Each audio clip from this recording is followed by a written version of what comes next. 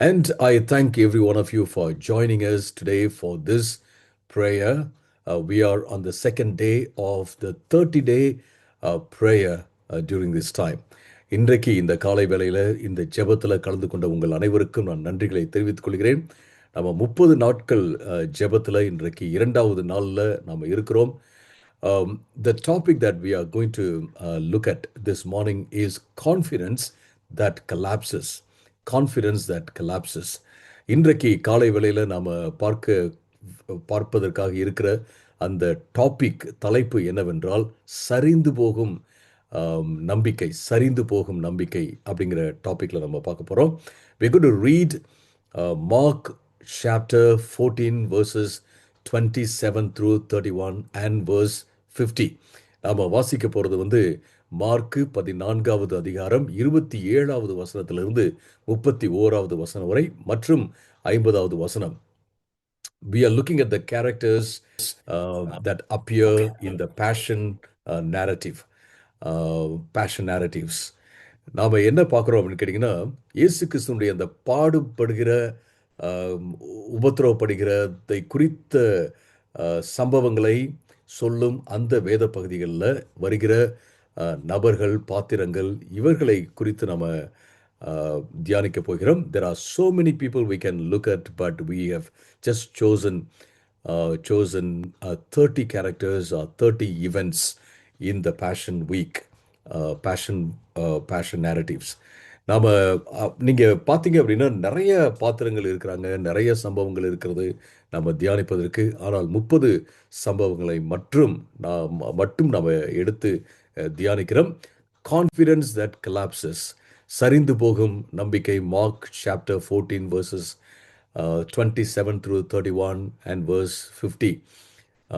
Mark 14வது அதிகாரம் 27வது வசனத்திலிருந்து 31வது வசனம் வரை மற்றும் 50வது வசனம். I just want to walk you through this passage first and then share with you some important insights that I have gleaned from the passage. முதலாவது நான் இந்த வசனத்தின் ஊடே உங்களை கடத்தி சென்று முக்கியமான கருத்துக்களை நான் உங்களோடு பகிர்ந்து கொள்ளப் போகிறேன். I want to read the passage in English first and then in Tamil. முதலாவது நான் ஆங்கிலத்திலே வாசித்து பின்பு நான் தமிழிலும் உங்களுக்காக நான் வாசிக்க இருக்கிறேன். It says verse number 37. Maybe when I read verse 26, it was very interesting to me. 26வது வசனத்திலிருந்து நான் வாசிக்கிறேன். ரொம்ப இன்ட்ரெஸ்டிங்காக இருக்கு. It says, when they had sung a hymn, they went out to the Mount of Olives. அவர்கள் ஒரு பாடலை பாடின பின்பு 27வது வசனம் இப்படியாக சொல்கிறது. அப்பொழுது இயேசு 26, அவர்கள் ஸ்தோத்திர பாட்டை பாடின பின்பு ஒலிவ மலைக்கு புறப்பட்டு போனார்கள்.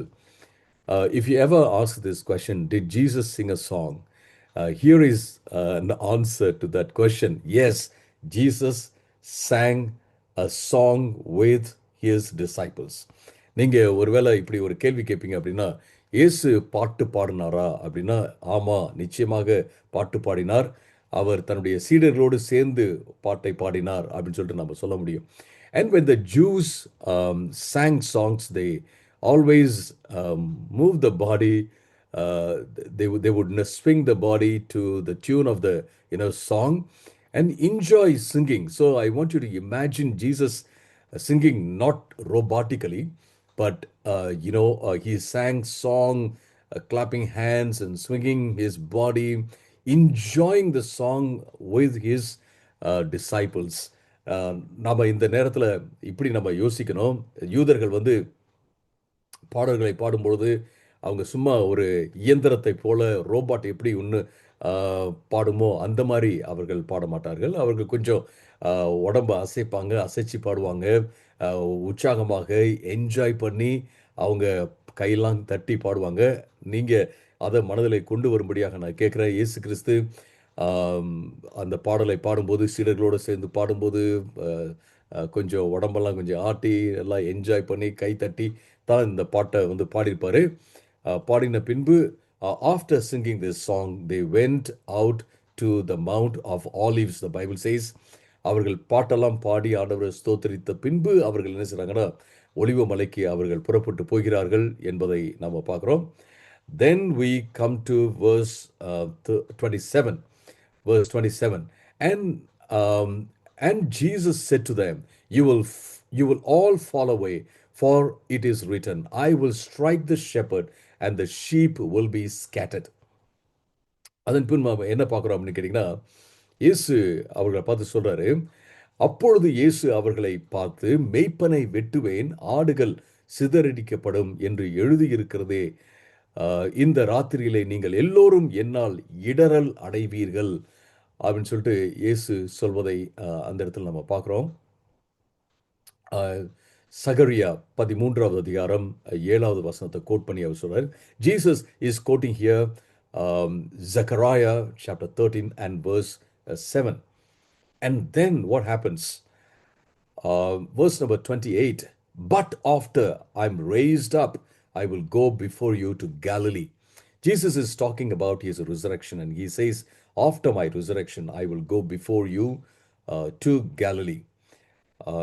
தமிழில் எப்படி இருக்கு அப்படின்னா, ஆனாலும் நான் உயிரோடு எழுந்த பின்பு உங்களுக்கு முன்பாக கலிலேயாவிற்கு போவேன் என்றார். அப்ப என்ன நடக்குது? Peter said to Jesus, even though verses 29 through 31, Peter said to him, even though they fall away, even though they all fall away, pointing to the rest of the disciples, he says, even though they all fall away, I will not.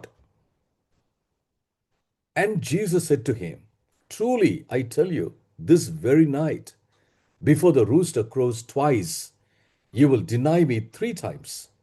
But he said emphatically, if I must die with you, I will not deny you. And they all said the same. தமிழ்ல 29லிருந்து 31 வரை. அதற்கு பேதுரு, இயேசு நீங்க எல்லாம் இடற போறீங்க அப்படின்னு சொன்ன போது, என் நிமித்தம் இடற போறீங்கன்னு சொன்ன போது, அதற்கு பேதுரு, உமது நிமித்தம் எல்லோரும் இடறல் அடைந்தாலும் நான் இடறல் அடைய மாட்டேன் என்றார். இங்க இருக்கிற மற்ற டிசைபிள்ஸ் சீடர்களை சுட்டி காண்பித்து அவர் சொல்றார், இவங்கெல்லாம் இடறல் அடைஞ்சாலும் நான் இடறல் அடைய மாட்டேன் அப்படின்னு சொல்றாரு. இயேசு அவனை பார்த்து, இன்றைக்கு இந்த ராத்திரியிலே சேவல் 2 முறை கூவுவதற்கு முன்பு நீ 3 முறை என்னை மறுதலிப்பாய் என்று உண்மையாகவே உனக்கு சொல்லுகிறேன் என்றார். அதற்கு அவன், நான் உம்மோடு மரித்து போவதாக இருந்தாலும் உம்மை மறுதலிக்க மாட்டேன் என்று உறுதியாக சொன்னான். எல்லோரும் அப்படியே சொன்னார்கள். எல்லோரும் என்ன சொல்றாங்கன்னா, பேதுரு சொல்றாரு, மரித்தாலும் உம்மை நான் மறுதலிக்க மாட்டேன். எல்லோருமே அப்படியே சொன்னார்கள் அப்படிங்கிறத நம்ம பார்க்குறோம். இப்போ 50வது வசனத்தை நம்ம வாசிச்சிடலாம். Let's read verse 50. Let's read verse 50. Yes. And they all left him and fled. It says, they all left him and fled. தமிழ்ல எப்படி இருக்கு அப்படின்னு பார்க்கலாம்.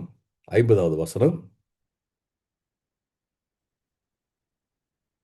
அப்பொழுது எல்லோரும் அவரை விட்டு ஓடி போனார்கள்.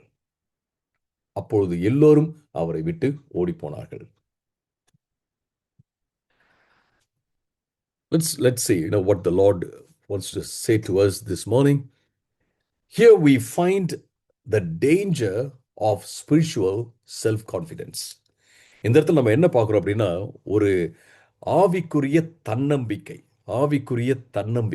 ஆண்டவரை சாராம இருக்கிற ஆவிக்குரிய தன்னம்பிக்கை எவ்வளவு அபாயமான ஒன்று அப்படிங்கிறத நம்ம இந்த இடத்துல பார்க்கிறோம். I want you to imagine.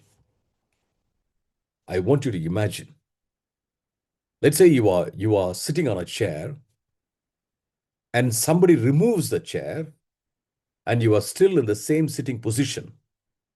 How long will you stay in the position? Think about it.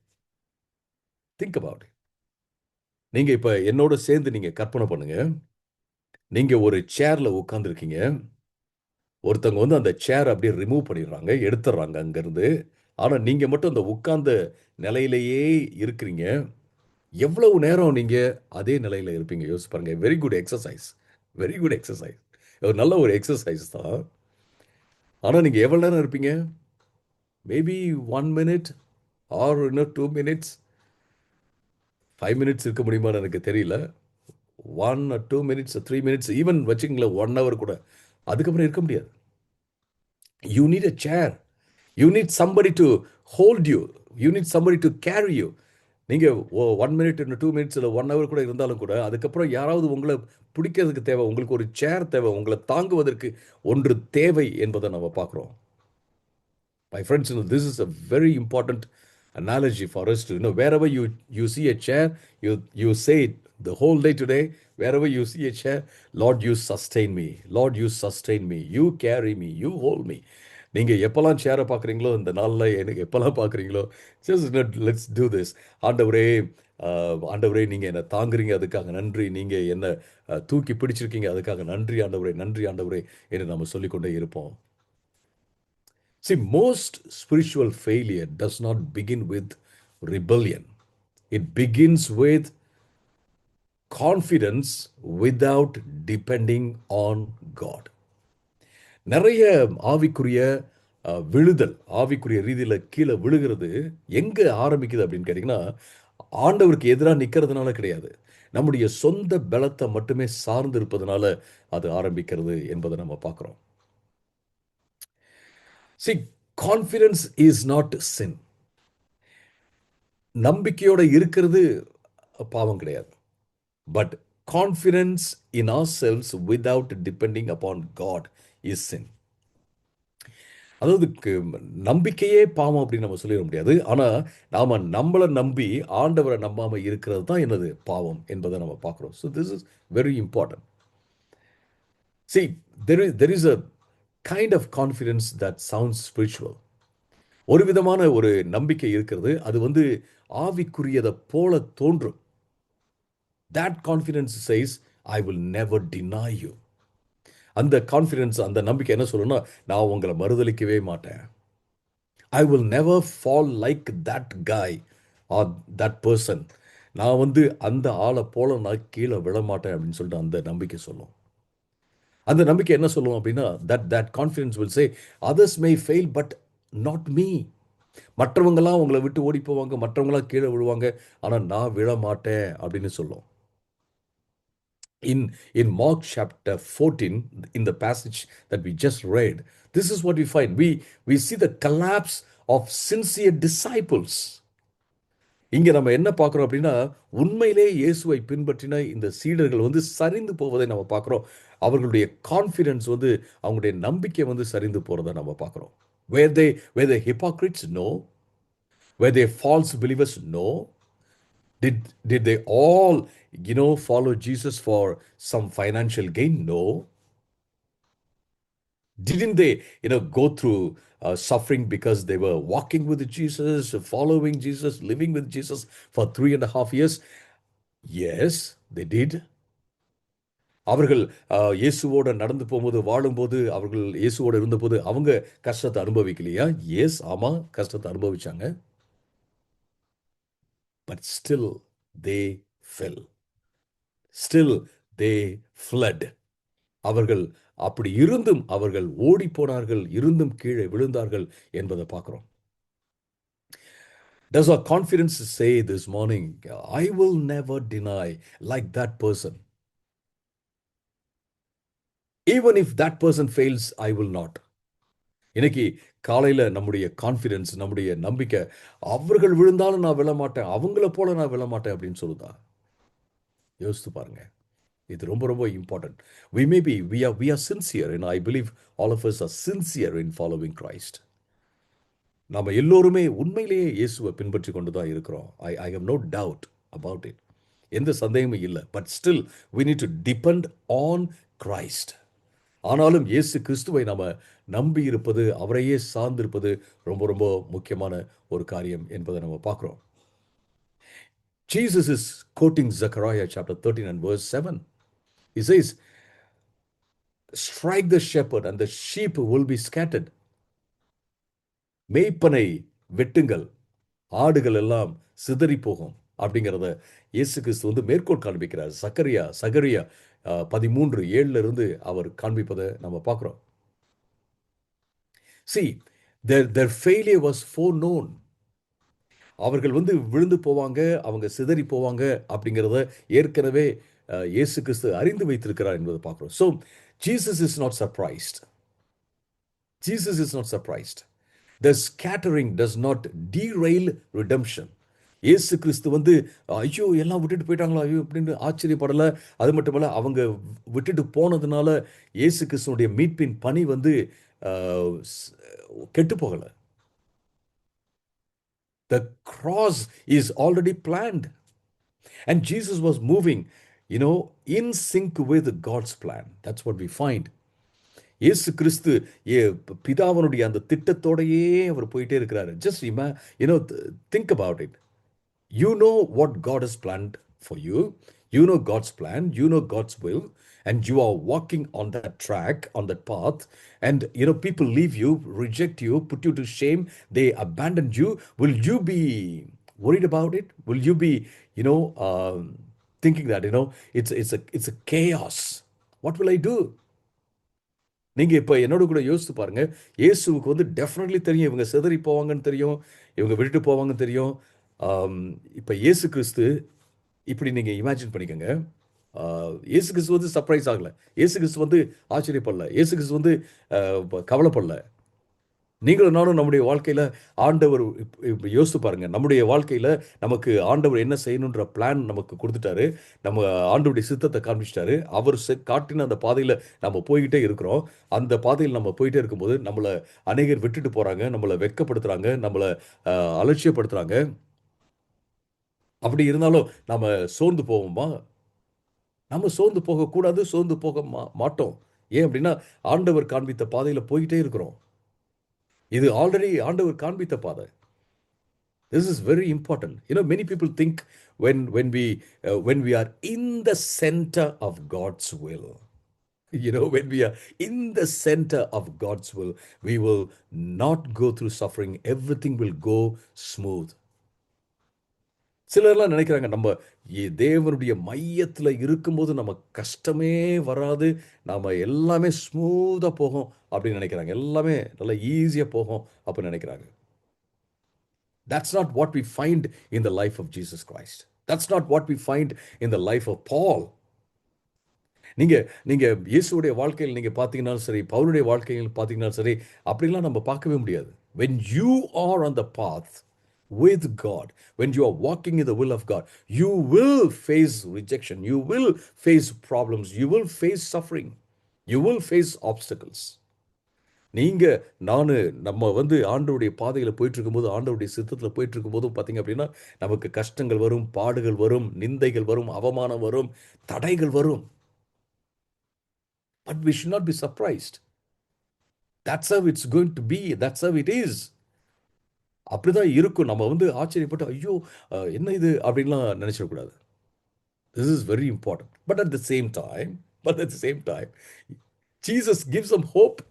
Jesus says, when I'm raised up, I will go before you to Galilee. நான் உயிரோடு எழுந்த பின்பு கலிலேயாவுக்கு உங்களுக்கு முன்னாடி நான் போயிருப்பேன். I'm going to meet you. Wonderful Jesus. இயேசு கிறிஸ்து ஒரு அற்புதமான ஆண்டவர். அவர் சொல்றாரு, yes, you will all fall away, you will leave me, abandon me, you will flee from me, but I'm going to come back to you. Wow. இயேசு கிறிஸ்து இந்த இடத்துல சொல்றார், நீங்க எல்லாம் என்னை விட்டுட்டு ஓடுவீங்க, எல்லாம் விட்டுட்டு போயிருவீங்க, என்னை தனியா விட்டுருவீங்க, நான் மட்டும்தான் தனியா கஷ்டப்பட போறேன். பட் இருந்தாலும் நான் உயிரோடு எழும்பின பின்பு உங்ககிட்ட தான் நான் வரப்போறேன் அப்படின்னு சொல்றாரு. It's God is so merciful. He loves us so much. Even when we fall away, even when we abandon him, he comes back to us. நம்ம வந்து ஆண்டவரை விட்டு போனாலும் நம்ம வந்து வேண்டான்னு சொன்னாலும் கூட அவர் நம்மகிட்டே அவர் திரும்ப வரவராக இருக்கிறார். Can you just say, God, thank you so much, Lord. If you want to put in the chat box, Lord, thank you so much. You put it there. Lord, thank you so much for your love. இல்ல நீங்க நீங்க அங்க சொல்லணும்னா, "ஆண்டவரே நன்றி ஆண்டவரே. இந்த லவ்‌க்காக நன்றி. உம்முடைய அன்புக்காக நன்றின்னு" சொல்லணும்னா நீங்க சொல்லுங்க. This is very important. இங்க பேதுரு சொல்றாரு. Peter says, "even even though all fall away, I will not." இவங்க எல்லாம் கீழ விழுந்தாலும், "நான் விழமாட்டேன் ஆண்டவரே" அப்படின்னு அவர் சொல்றாரு. Can you hear Peter saying this? Just bring him in your mental picture. நீங்க பேதுரு இத சொல்றத நீங்க நீங்க கேட்கிறீங்களா? அவர வந்து நீங்க என்ன செய்யுங்க, உங்களுடைய மனச்சித்திரத்துல கொண்டு வந்துருங்க. He separates himself from all others. He elevates himself above all the others. இங்க பார்த்தீங்கன்னா, அவர் தன்ன தனியா எல்லோரிடத்திலிருந்து பிரிக்கிறார். பிரிச்சு பேசுறார். அவர் தன்னை எல்லோருக்கும் மேல உயர்த்தி பேசுறார். But Jesus brings a correction.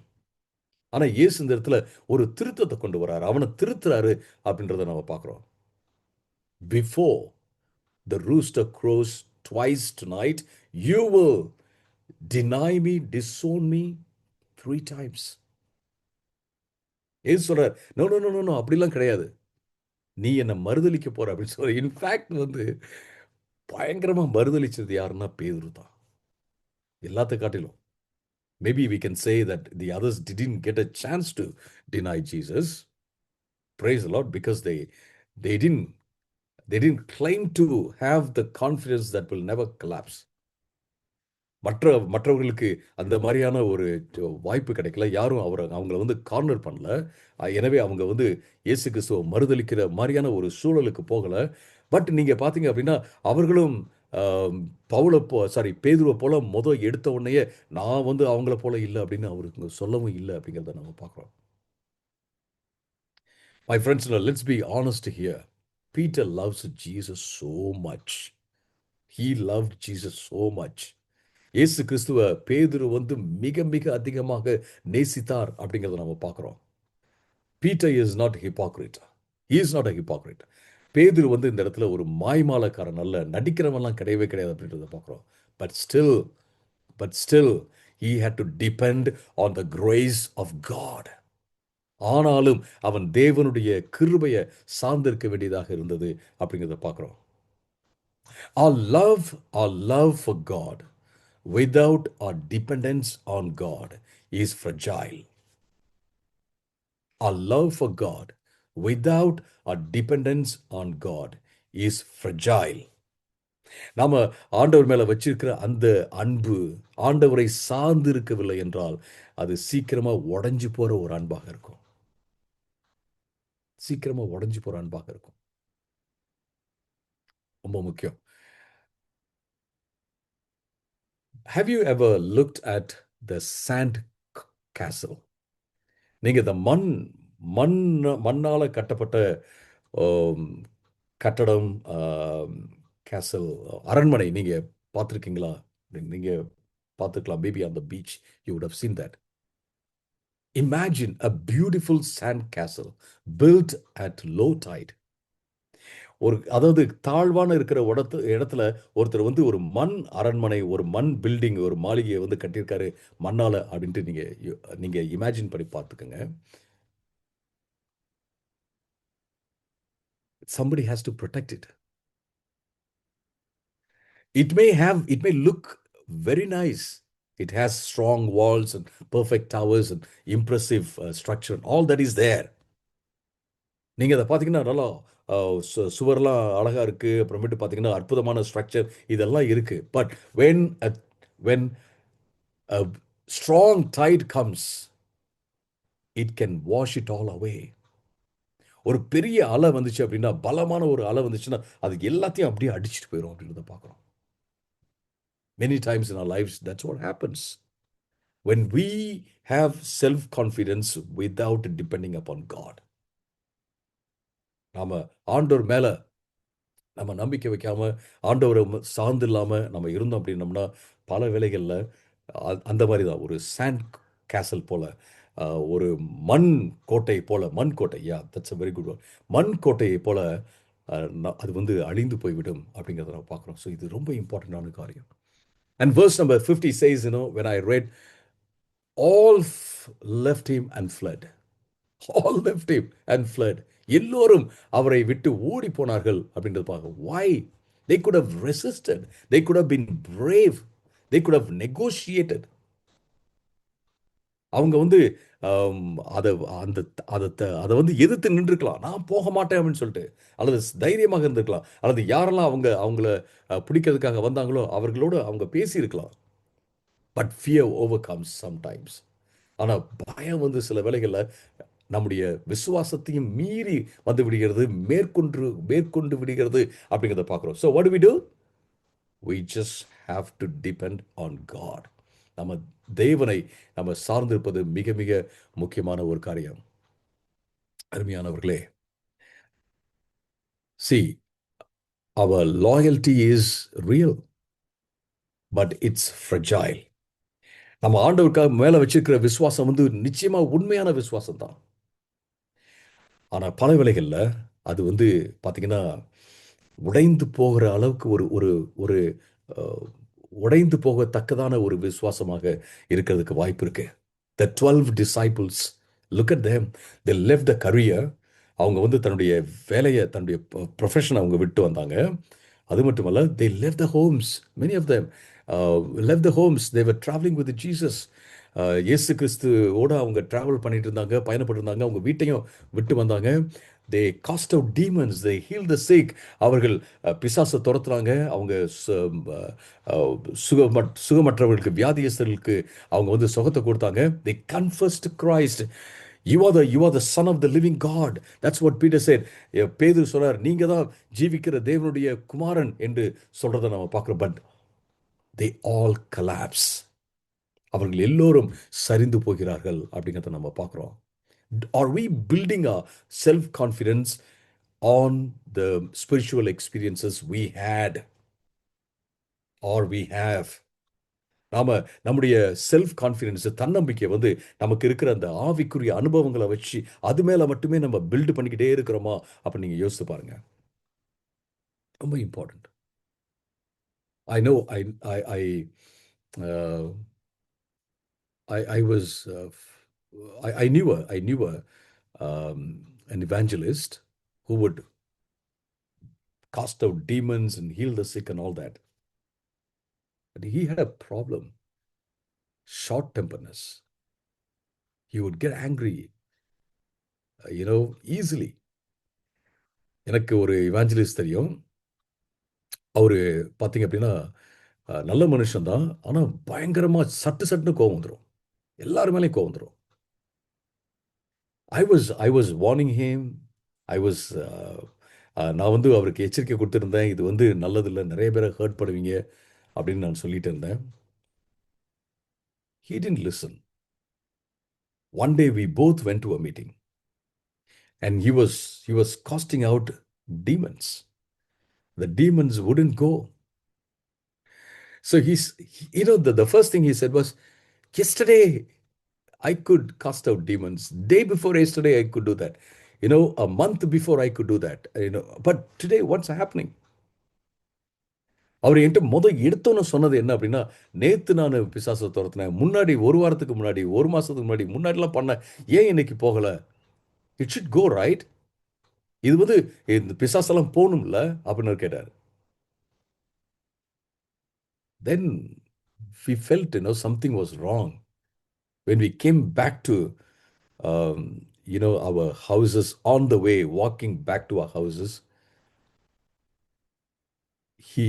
God spoke to him. He said, because I did not depend on God, because I was depending on yesterday's experience, day before yesterday's experience, or my past experiences.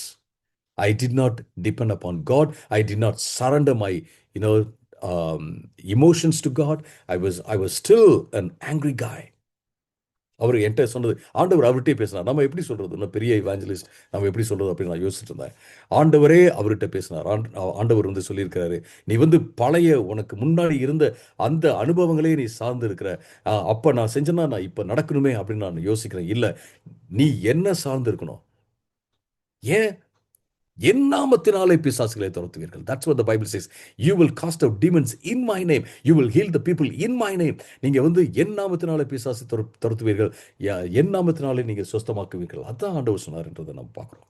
ஆண்டவர் உணர்த்தினார் சொன்னார். அது மட்டுமல்ல, எனக்கு இருக்கிற அந்த அந்த கோபம் பிரச்சனையை வந்து நான் ஆண்டவர்கிட்ட சரண்டர் பண்ணிட்டேன். என்னுடைய இமோஷன்ஸ், என்னுடைய உணர்வுகள்லாம் ஆண்டவர்கிட்ட சரண்டர் பண்ணிட்டேன் அப்படின்னு சொல்லிட்டு அவர் சொன்னார். My friends, this is very important. We depend on God. But many times, what happens is we get this spiritual pride, and that spiritual pride often precedes the fall. பல வேளைகள் நமக்கு ஆவிக்குரிய பெருமை வந்து விடுகிறது. எனக்கு வரலாம், உங்களுக்கு வரலாம், நம்ம எல்லோருக்கும் வரலாம். ஆவிக்குரிய பெருமை வந்து விடுகிறது. அந்த பெருமை என்ன செய்யுது அப்படின்னு கேட்டிங்கன்னா, நம்மை விழுவதற்கு காரணமாக, நாம் விழுவதற்கு காரணமாக மாறிவிடுகிறது. Don't we see here? Peter says, even if all fall away. நம்ம இங்க பார்க்கலையா? பேதுரு சொல்றார், எல்லோரும் விழுந்தாலும் நான் விழ மாட்டேன். See, comparison feeds pride. நம்ம மற்றவங்களோட நம்மளை வந்து கம்பேர் பண்ணி பார்த்துக்கிட்டே இருந்தோம் அப்படின்னம்னா அது வந்து பெருமைக்கு தான் தீனி போட்டுக்கிட்டே இருக்கும். What should be our goal? Our goal should be to become like Christ. நாம கிறிஸ்துவை போல மாற வேண்டும் என்பது தான் என்னது நம்முடைய கோலாக, நம்முடைய இலக்காக இருக்க வேண்டும். Please do not become like somebody. Do not become like an evangelist. Do not become like a pastor. You do not become like an apostle. Become like Christ. இயேசு கிறிஸ்துவை போல நம்ம மாறுவோம். ஒரு இவாஞ்சலிஸ்ட் போலையோ அல்லது ஒரு பாஸ்டர் போலையோ நம்ம மாற தேவையில்லை, மாற வேண்டாம். See, the moment we define ourselves by others' weakness, we step away from grace. The moment we compare ourselves with others and say, I'm stronger than that guy, we step away from grace. நம்ம எப்ப நம்முடைய ஸ்ட்ரெங்த்தை, நம்முடைய பலத்தை மற்றவங்களுடைய பலவீனத்தை வச்சு நம்ம வரையறை செய்கிறோமோ அல்லது புரிந்து கொள்கிறோமோ, அப்ப நம்ம கிருபையிலிருந்து கீழே விழுகிறோம். கிருபையை விட்டு நம்ம தூரமா போறோம். எப்ப நம்மளை மற்றவங்களோட ஒப்பிட்டு நாம கொஞ்சம் பலமா தான் இருக்கிறோம் போல தெரியுது, அப்ப நம்ம யோசனை அப்படின்னம்னா கிருபையை விட்டு நாம விலகி போகிறோம். இது ரொம்ப முக்கியமான ஒரு காரியம். This is a very important point we need to keep in mind, my friends. This is very important. Jesus says, you are going to fall, you are going to flee, you are going to deny, you are going to be scattered. இயேசு சொல்றார், நீங்க எல்லோரும் சிதறி போக போறீங்க, என்னை விட்டு போக போறீங்க, நீங்க எல்லோரும் கீழே விழ போறீங்க, நீங்க மறுதலிக்க போறீங்க அப்படின்ட்டு இயேசு சொல்றாரு. Jesus is not causing them to fall. இயேசு வந்து அவர்களை வந்து விழும்படியாக செய்யல. See, we have to understand this. Just because Jesus knows what's going to happen, he is not causing that to happen. நாம வந்து இயேசு வந்து முன்னறிந்திருக்கிறார், என்ன நடக்கும் அப்படிங்கிறத முன்னறிந்திருக்கிறார் என்பதனால அவரே வந்து அதுக்கு காரணமா இருக்கிறார் அப்படின்றதுல. What could have been, just tell me, what could have been the right response to Jesus' prediction? அங்க இயேசு வந்து நீங்க விழ போறீங்க, நீங்க வந்து சிதறடிக்கப்பட போறீங்க, நீங்க என்னை விட்டு ஓட போறீங்க அப்படின்னு சொல்லும்போது எது வந்து சரியான ஒரு பதிலா இருந்திருக்கும் சொல்லுங்க பார்க்கலாம். எது பதிலா இருக்கு? Oh Lord, help us stay with you. Help us stay strong. Help us not to fall away. That should have been the response, right? நம்ம அந்த இடத்துல வந்து ஒரு சரியான பதில் என்னவா இருந்திருக்கும் அப்படின்னா, ஆண்டவரே எங்களுக்கு ஹெல்ப் பண்ணுங்க, நாங்கள் கீழே விழக்கூடாது, நாங்கள் சிதறடிக்கப்படக்கூடாது, நாங்கள் உங்களை விட்டு போகக்கூடாது, உங்களோட இருப்பதற்கு எங்களுக்கு உதவி செய்யுங்க, எங்களுக்கு வந்து நீங்கள் என்ன செய்யுங்க, உங்களுடைய கிருபையை தாங்க அப்படிங்கிறது தான் சரியான பதிலாக இருந்திருக்கும். But they all said, no, we will not, we will not, we will not, we will not. This morning, as we are participating in this prayer, I want all of us to keep this in mind. நம்ம எல்லோரும் இதை மனசில் வச்சுக்குவோம். We have to depend upon God. Yes, we are true. We sincerely follow Christ. We are not hypocrites. but we need to depend upon God. Who knows, some evil days are coming. Trying times are coming. நம்ம நம்ம இன்னைக்கு காலையில் சொல்லுவோம், ஆண்டவரே நான் உங்களையே சார்ந்து இருக்க போகிறேன். நம்ம எல்லாம் மாய்மாலக்காரர்கள் கிடையாது. நம்ம வந்து சும்மா எதுக்கோ நம்ம ஃபாலோ பண்ணலாம். ஆண்டவரை உண்மையிலேயே தான் ஃபாலோ பண்ணுறோம். அப்படி தான் நான் நம்புகிறேன். உண்மையில தான் ஃபாலோ பண்ணுறோம். ஆனால் கஷ்டமான ஒரு சூழல் வருவதற்கு வாய்ப்பு இருக்குது. ஒரு தீய காலம் வருவதற்கு வாய்ப்பு இருக்குது. நம்ம சொல்லுவோம், even if tough times come, I just want to stay with you, Lord. And I want to receive your grace for that. ஆண்டவரே, கடினமான சூழல் என் வாழ்க்கையில் வந்தாலும் நான் உங்களோடய நான் இருக்கணும். அதுக்கு நீங்கள் உதவி செய்யுங்க. உங்களுடைய கிருபையை எனக்கு தாங்க அப்படின்னு சொல்லிட்டு நம்ம ஆண்டவர்கிட்ட நம்ம கேட்க போகிறோம். காலை வேளையில் shall we take time to say, God, I depend on you. I depend on you. நம்ம நேரம் எடுத்து நம்ம சொல்லுவோம், ஆண்டவரே உங்களை சார்ந்து இருக்கிறேன். I told you, whenever you look at a chair today, just say, God, thank you so much for carrying me. Thank you so much for sustaining me. Thank you so much for holding me. நீங்கள் எப்போல்லாம் சேரை பார்க்குறீங்களோ, இப்போ இதுக்கு இப்போ நீங்கள் இப்போ கூட சேரில் தான் உட்காந்துருக்கீங்க, உட்காந்துருக்கலாம். எங்கெல்லாம் சோஃபாவில் போய் உட்காரும்போது, கவுஷில் போயிட்டு உட்காரும்போது, எங்கே எங்கே எங்கே உட்காந்தாலும் சரி சொல்லுங்க, ஆண்டவரே என்னை நீங்கள் தாங்கிட்டு இருக்கீங்க, அதுக்காக நன்றி. என்னை சுமந்துட்டு இருக்கீங்க, அதுக்காக நன்றி. நன்றி ஆண்டவரே, நன்றி ஆண்டவரே. This chair can break, but your hands will not break. இந்த சேர் கூட உடையலாம், ஆனால் உங்களுடைய கரங்கள் உடையாது. You will always carry me.